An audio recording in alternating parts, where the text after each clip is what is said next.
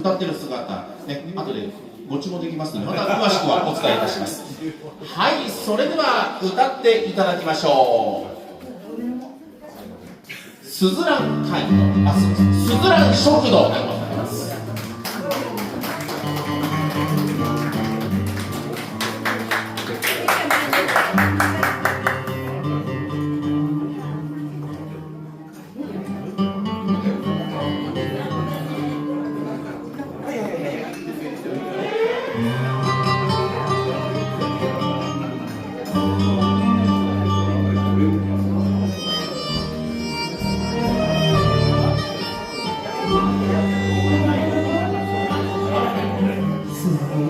食堂は踏切のそばでカンカン音聞く飯どころお母さん親父さん少しお話いいかしら。